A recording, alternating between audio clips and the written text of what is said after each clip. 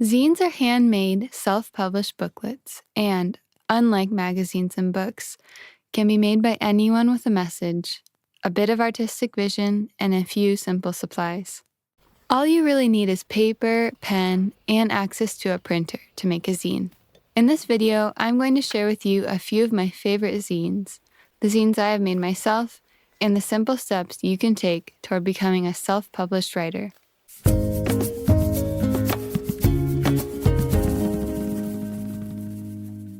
Probably the most interesting aspect of making zines is that the barrier to entry is quite low. You can make as many or as few copies as you want. They can be as short or as long as you wish and can cover any subject matter in any style, much unlike traditional publishing. What we now call zines is a reflection of the human desire to express oneself, sometimes anonymously and without the seal of approval from a mainstream publisher.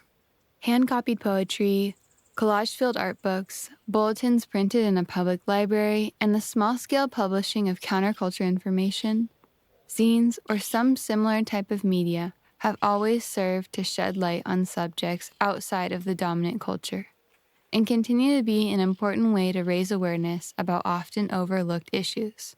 Zines are also a great way to share personal stories, make affordable copies of your art, and keep friends in the loop with your current interests outside of social media. Some of the zines I have created over the years are about butterflies, herbalism, and crafts. As someone who blogs and documents life online, I tend to spend a lot of time creating art that is mostly digital.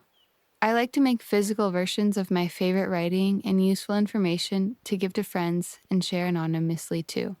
In this particular zine, I have collected my favorite herbal skincare recipes and included my own photography of the process. The images add fun and color and also illustrate that the natural ingredients in the recipes are easy to come by. The goal with this zine is to document information that I have previously shared digitally. So, some of the texts are adaptations of blog posts, while other segments are entirely new. You may have a different goal entirely, like to shed light on a topic that isn't often discussed, or recount personal stories from your own life. My point here is that a zine can be about or look however you want. Keeping the next step in mind might help you decide the contents and appearance of your future zine. To make my own zine, I started out by making a physical booklet. This is a good way to get an idea of the pace of the zine and wrap your mind around making physical copies later on. At this moment, I haven't yet completed the cover, though the inside pages are mostly done. For the most part, all that is left to do is to go over the text in pen. And as for what to write in the last few, well, that still eludes me, so I will finish these pages along with the cover when inspiration strikes.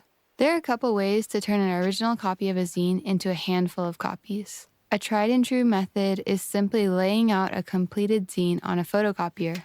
This works, but can lead to pages being off-center or illegible for other reasons. To avoid this, I like to scan all the pages onto my computer and line everything up. This way, I have a digital copy as well as a physical one, just in case. This is a personal preference and isn't necessary. In fact, when I first started making zines years ago, I brought the originals to the library to photocopy about a dozen or so at a time. Printing can be a bit confusing at first. It is easy to accidentally print upside down, for example. Eventually, you will get to know the printer, whether it is your home printer or located in a library or print shop.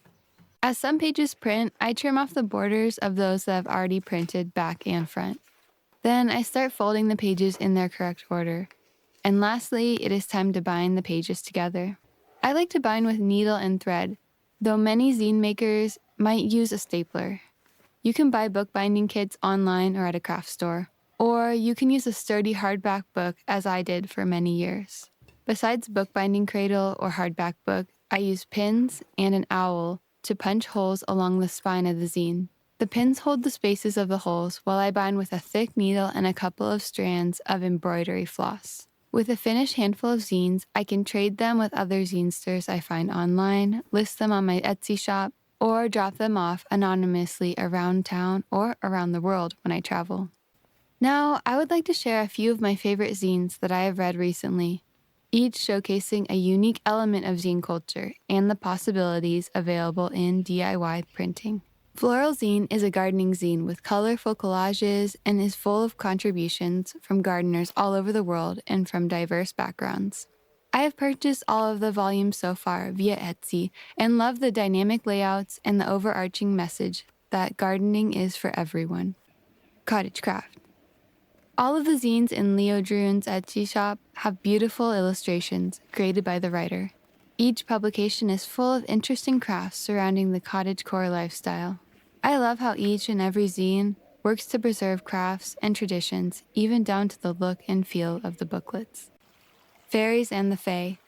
Another zine on the subject of folklore, this one by Lotus Leaf Altars, is a compilation of tales of the Fae folk from all over the world.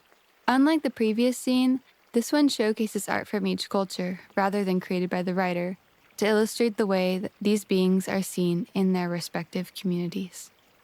Zines don't have to be bound booklets, and this zine was made by my partner while we were traveling years ago. He wanted a concise way to explain how to make compost piles that was artistic and informational. Each fold of this mini zine divulges the next step in the composting process, and the final spread is full of motivating quotes about ecology. It still remains one of my favorite zines. In an era where digital media dominates, it is really sweet to see the art of DIY publishing continuing on. Zines can be about anything, be printed in color with black ink only, be of any length, and shared to as many or as few people as the creator desires. So, if you haven't already, maybe give zine making a try and spread your words, your art, or your vision into the world. Or just make a zine for yourself and see what happens. Thank you so much for watching, and as always,